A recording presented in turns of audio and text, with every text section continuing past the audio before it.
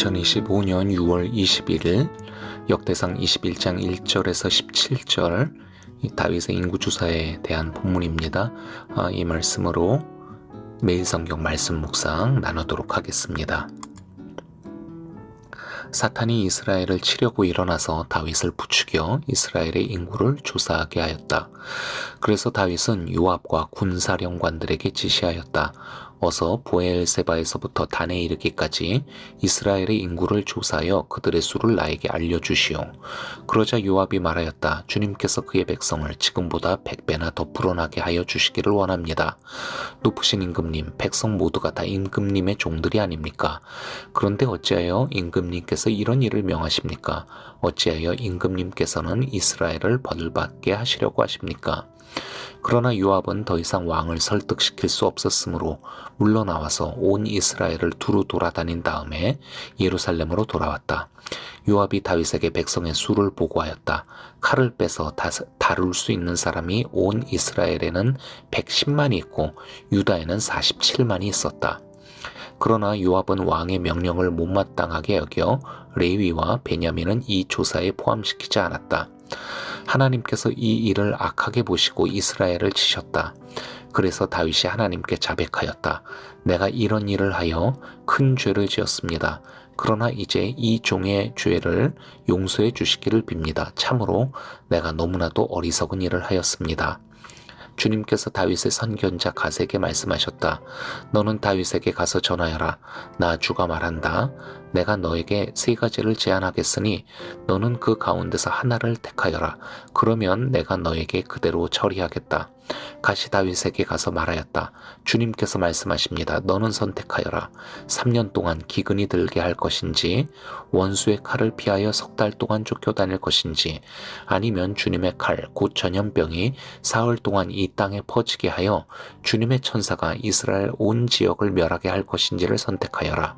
이제 임금님께서는 나를 임금님께 보내신 분에게 내가 무엇이라고 보고하면 좋을지 결정하여 주십시오. 그러자 다윗이 갓에게 대답하였다. 괴롭기 그지없습니다. 그래도 주님은 자비가 많은 분이시니 차라리 내가 그의 손에 벌을 받겠습니다. 사람의 손에 벌을 받고 싶지는 않습니다. 그리하여 주님께서 이스라엘에게 전염병을 내리시니 이스라엘 사람이 7만 명이나 쓰러졌다. 하나님께서는 예루살렘을 멸망시키려고 천사를 보내셨다.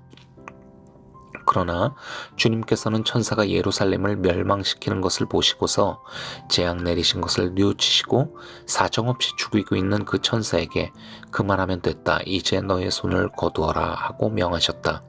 그때 주님의 천사는 여부수 사람 오르난의 타작 마당 곁에 서 있었다. 다윗이 눈을 들어보니 주님의 천사가 하늘과 땅 사이에 서서 칼을 빼어 손에 들고 예루살렘을 겨누고 있었다. 그래서 다윗은 장로들과 함께 굵은 베옷을 입고 얼굴을 땅에 대고 엎드렸다. 그때 다윗이 하나님께 아뢰었다. 이 백성의 인구를 조사하도록 지시한 사람은 바로 내가 아닙니까? 바로 내가 죄를 짓고 이런 엄청난 악을 저지른 사람입니다. 백성은 양떼일 뿐입니다. 그들에게야 무슨 잘못이 있습니까? 주 나의 하나님, 나와 내 집안을 치시고 제발 주님의 백성에게는 전염병을 거두어 주십시오.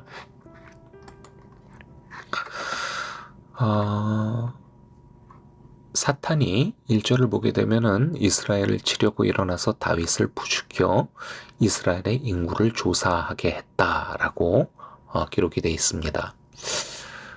그러면 사탄이 잘못한 것이고 피해는 이 다윗이 당하게 되는, 이스라엘 백성들이 당하게 되는, 이게 좀 억울해 보이는 그런 장면인 것 같지 않습니까? 같은 사건을 다루는 사무엘하 24장을 보면은 이 역대기에서는 사탄이 이 다윗을 부추겼다라고 기록되어 있는데 사무엘하에서는 하나님이 다윗을 부추긴 것이라고 기록되어 있거든요. 그러니까 이 사무엘서와 역대기서의 이 사관, 역사를 기록하는 사람의 이 관점과 해석이 다르다라는 것이 확인이 됩니다. 신학자들은 사무엘서가 기록된 시기에는 사탄이라는 개념이 지금처럼 이렇게 인격화된 악의 세력, 정립이 되지 않았었는데 역대기가 기록되었던 바벨론 포로 이후 시기에는 사탄이 하나님의 뜻을 반대하고 인간을 시험하는 존재로 인식되면서 이렇게 사건을 해석하는 차이가 발생했다라고 설명을 해요. 그래서 마치 바로가 이스라엘 백성의 출애굽을 완악하게 막았었던 것을 그 하나님이 바로의 마음을 완악하게 하였다라고 표현하지 않았습니까? 출애굽기 보게 되면은 그런 것처럼 다윗이 인구를 조사하려는 마음을 실행에 옮기도록 하나님이 이렇게 내버려 두신 것을 사무엘서에서는 하나님이 다윗의 마음을 부추겼다 해석해서 기록을 했고요. 그 부분에 대해서는 생각할 게 진짜 참 저희가 고민해야 될 부분이 많습니다. 그래서 언젠가 사무엘서를 묵상할 때 그것을 나누기로 하도록 하고, 오늘 본문인 역대기에서는 사탄이 다윗을 충동한 것으로 기록되어 있잖아요. 그러니까 일단 이 부분에만 오늘은 좀 집중해서 생각을 해보도록 하겠습니다. 그런데 자, 여기에서 이제 저희가 크게 집중해서 생각해야 될 것이 이제 두 가지가 될 것 같아요. 첫 번째로는 자, 사탄이 유혹한 거여서 다윗이 이거 억울하다, 다윗은 무죄하다, 이렇게 저희가 좀 생각해 볼 수 있지 않겠습니까? 그러나 조금만 더 생각해 보면은 이 사탄이 충동을 했다, 유혹을 했다라고 하는 것이 그렇다고 해서 다윗의 실수를 덮을 수는 없다. 이것을 좀 저희가 이야기해야 될 것 같아요. 사탄이 유혹하면은 여러분, 사람은 죄를 지을 수밖에 없는 것일까요? 그렇지 않습니다. 그러한 원인, 결과, 관계는 성립되지가 않습니다. 아무리 사람이 연약하다라고 하지만은 그럼에도 하나님께서 우리 인간에게 자유의지를 주셨고, 또 이런 자유의지가 있다라고 하는 것은 우리에게 책임까지 또한 존재한다라고 하는 그런 말이죠. 그러니까 길을 가는데 지갑이 떨어져 있습니다. 보고 유혹을 받을 수 있죠. 갖고 싶다. 그러나 그 유혹에 굴복해서 지갑을 집어서 가져가는 것은 이거는 이제 범죄이지 않습니까? 잘못이죠. 지갑을 떨어뜨려 나를 유혹한 그 지갑의 주인에게 잘못이 있다, 이거는 우기는 거죠. 예. 그러니까 유혹은 계기에 불과한 거고, 이 죄를 짓는 것은 그 원인은, 직접적인 원인은 인간의 그 본인의 의지에 달려있는 것입니다. 또한 책임도 져야 되겠지요. 그래서 우리는 종종 이 원인과 계기라는 것에 대해서 좀 혼동을 하게 되는 것 같아요. 그리고 또 이 계기에 대해서도 너무 무시하거나 또는 너무 크게 생각하는 실수를 하곤 합니다. 계기는 결정적인 것이 아닙니다. 하지만 또 영향력을 발휘하는 것이기도 하죠. 그러니까 이 계기를 무시할 수는 없습니다. 경계해야지요. 그러나 또 계기를 너무 절대적인 어떤 원인인 것처럼 생각을 해서 그 계기의 모든 우리의 잘못의 책임을 이렇게 전가하려고 해서는 안 되겠습니다. 그러니까 다윗이 사탄의 유혹을 받았다 하더라도 결국 잘못한 것은 다윗의 책임이라는 말이지요. 자, 그렇다고 한다면은 이제 또 저희가 생각해 볼 것은, 아니 다윗이 백성들의 그 인구 조사를 한 게 도대체 뭐 그리 잘못한 것이었을까요? 일단 다윗이 왜 이런 일을 하려고 했었는지부터 생각을 해봅시다. 개인적으로는, 그리고 이제 상식적으로는 이것은 잘못한 것이 아니라 되게 당연하고 잘한 일인 것 같다라는 생각이 일단 먼저 들어요. 아마도 다윗은 지금까지 계속 전쟁을 해왔었잖아요. 이 역대상 20장, 21장 그 이전까지 보게 되면은 다윗이 계속 동서남북의 그런 적들을 물리치는 그런 내용들이 있었습니다.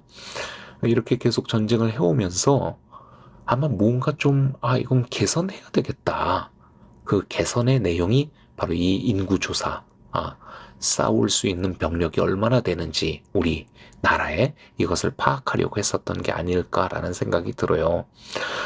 그동안 이스라엘은 전쟁이 벌어지면은 이거는 다윗 때뿐만이 아니라 뭐 그 전도 마찬가지입니다. 특히 이제 사사기 시대도 그렇고요. 전쟁이 벌어지게 되면은 그때그때 이 중앙에서 각 지파들에게 이제 소식을 알립니다. 전쟁이 일어났다.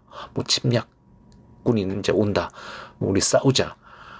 그런데 그렇게 되면 이제 모든 각 지파들이 그 소식을 듣고 이제 군사를 모아가지고 이 전투에 참여하게 되는데, 근데 이제 생각해 보면은 모든 지파들이 동일한 수의 어떤 그 전투 병력을 보내지는 못했을 거예요. 왜냐하면은 큰 지파도 있고 작은 지파도 있고, 그리고 또 어떤 지파는 그 시기에 또 본인 지파만의 어떤 사정이 있을 수도 있고, 예. 그래서 병력을 더 보낼 수도 있지만은 그러지 못할 때도 있었을 것이고, 또 어떤 지파는 그 전투가 벌어지는 지역이 바로 자기들과 가깝고 자기들의 이 땅이라고 한다면은 뭐 더 많은 군사를 정말 동원해야 했을 수도 있을 것이고요. 아무튼 중앙에서 이 전쟁을 주관해야 하는 그 입장에서는 매번 전쟁을 할 때마다, 전투를 할 때마다 이렇게 깜깜이 상태에서 병력이 오기를 기다리고, 그리고 그 군사들을 지휘하면서 전투를 이렇게 진행해 나간다라는 거, 이거 참 어려운 일이었을 것 같습니다. 그야말로 하늘의 하나님만 바라보면서 싸워야 하는 일이었지요.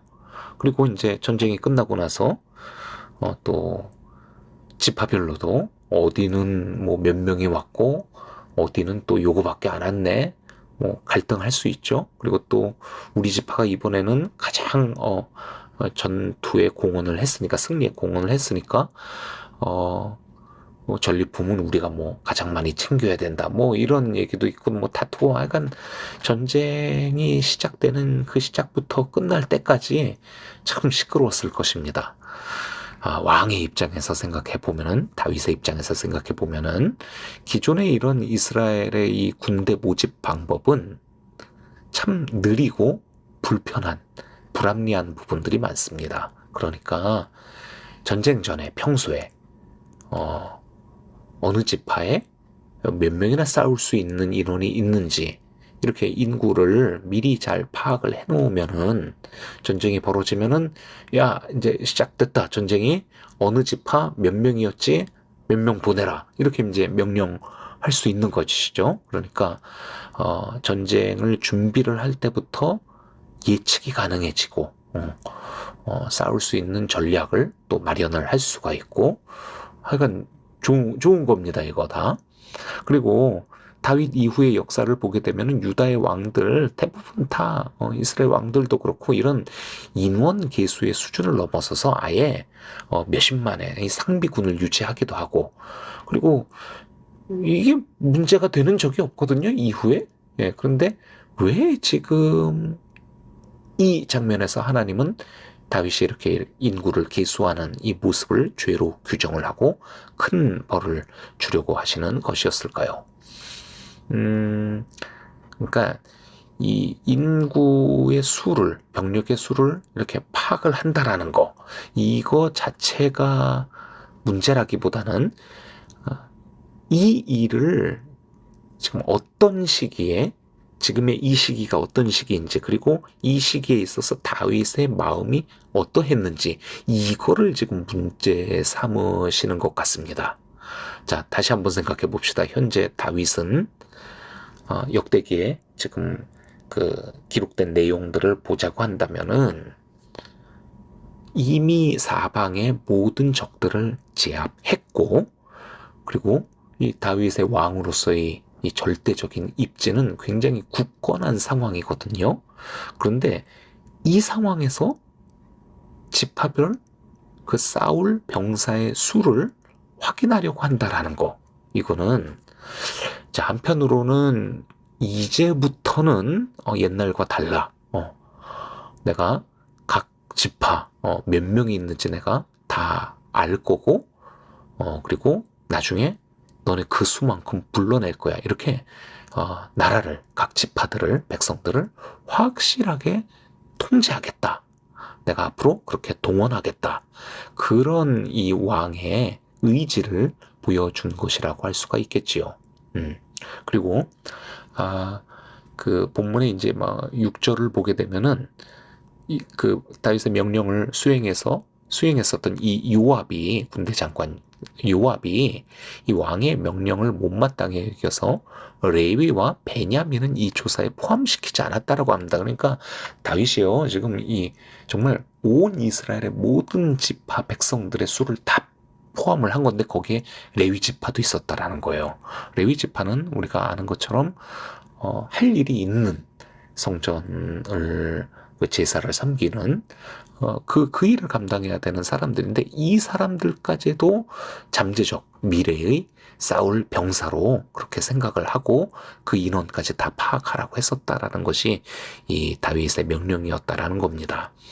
자, 그러니까 요거는 이렇게 백성들을 전체를 내가 다 이제 통제하고 그리고 동원하겠다라고 하는 그런 의미가 또 한편으로 있고, 또 한편으로는 자, 지금까지는 외적의 침략에 맞서는 그런 전쟁을 이스라엘이 수행해 왔었었죠. 다윗도 그랬었고요.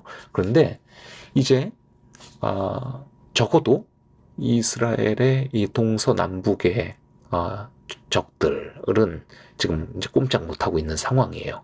예, 다윗이 다 정복을 했으니까 땅 정복도, 가나안 정복도 이제 완성이 된 상황이에요.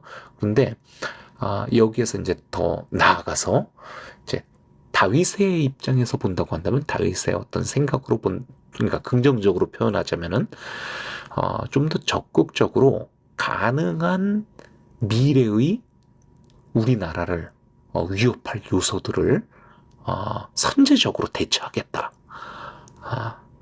이건 이제 다윗의 표현이겠죠. 그런데 다른 표현으로는 이 나라의 이익과 영광을 위해서 이제 우리가 어느 정도의 병력을 갖고 있고, 그래서 더 어떤 정복을 넓혀 나갈 수도 있는, 한마디로 말해서 좀 약간 이제 제2국으로 나아간다라고 해야 될까요? 예, 그런 가능성까지도 열어두겠다라고 하는 의미로 볼 수 있겠습니다.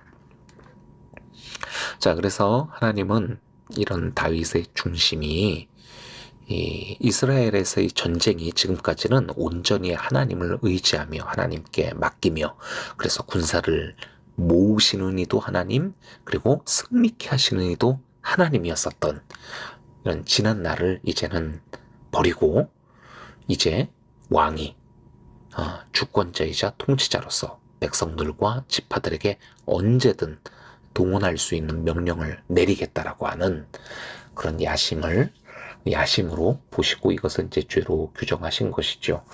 본문을 보면은 뭐 이스라엘의 100만이 지금 넘습니다. 그쵸, 싸울 사람들이. 예, 그리고 110만, 그리고 유다에는 47만. 와, 150여 160만에 가까운 굉장히 큰 군사의 수를 지금 다윗이 확보를 한 거거든요. 이제 뭐 다윗이 더 생각을 해볼 수가 있겠죠. 그러니까 야, 내가 더 큰 일을 위해서는 이거로는 부족해. 한 200만 원 돼야 되겠어. 이제 더 큰 일을 꿈꿀 수도 있는 것이겠죠. 자, 하여간 이런 다윗의 중심을 하나님께서 보시고 이제 심판을 하십니다. 3년의 기근, 그리고 또는 적에게 패하여 석 달을 쫓김, 또는 사흘간 전염병을 받는 거, 일어나는 거, 이 셋 중에 하나를 다윗에게 선택하라고 하고, 다윗은 이제 자신의 죄를 인정하고 회개하면서 13절을 보게 되면은 이 피해가 사람에게 좌우되고 되지는 않고 그냥 하나님의 은혜에 기댈 수 있는 그런 거를 찾다가 세 번째 전염병을 받겠다라고 선택을 합니다. 그러나 그 결과는 뭐 아주 혹독했어요. 7만의 사람들이 전염병으로 죽습니다. 이 시기에 이만큼의 인원이 죽는다라는 거 아주 난리가 난 것이죠. 그런데 아직 심판이 끝난 게 아닙니다. 계속 막 예루살렘까지 이 전염병이 임해서 사람들이 죽어나가는데 그 순간 하나님께서 자비를 베푸십니다. 15절에 이렇게 기록되어 있습니다. 하나님께서는 예루살렘을 멸망시키려고 천사를 보내셨다.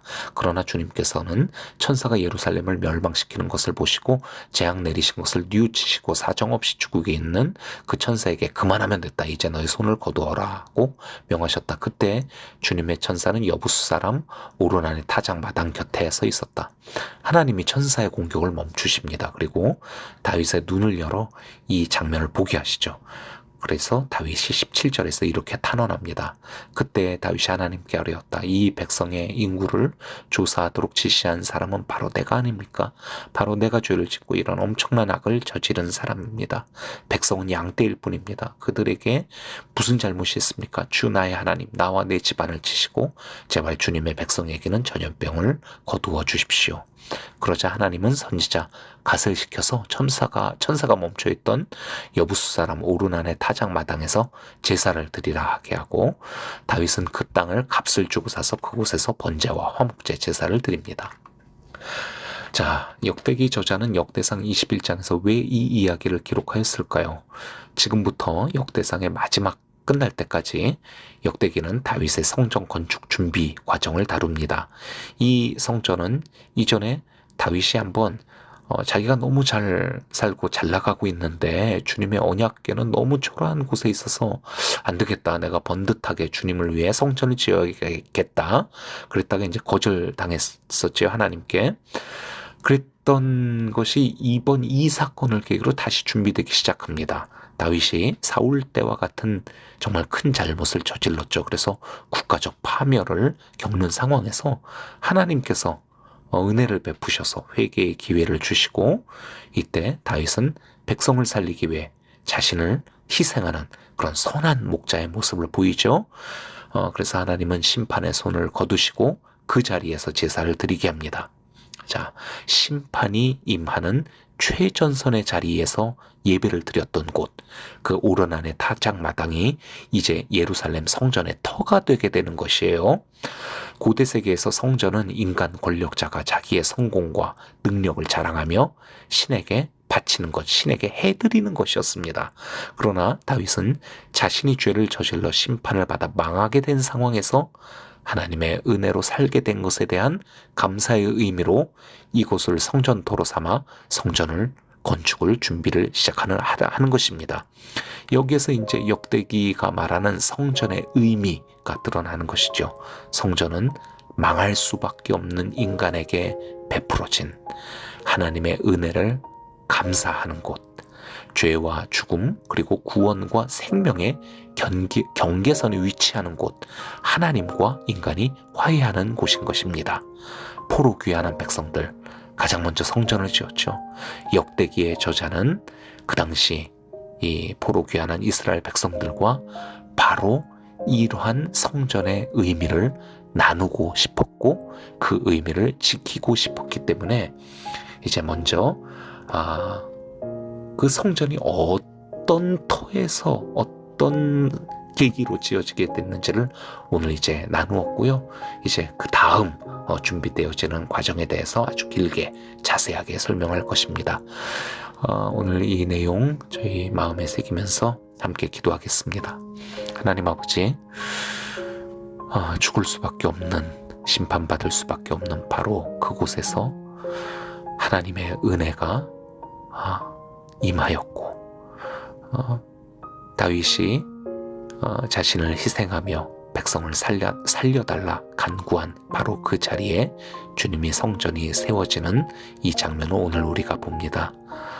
오늘 이 신약의 시대에 예수 그리스도의 그 은혜로 살아가고 있는 우리에게 있어서 교회와 공동체와 그리고 우리의 예배가 어떤 의미인지 다시금 되새기며 하나님께 감사하는 오늘의 이 시간, 우리의 삶에 그 자리가 또한 예배이고 성전이 될 수 있도록, 내 몸이 성전이 되도록 주여 역사하여 주시옵소서. 예수 그리스도의 이름으로 기도합니다. 아멘.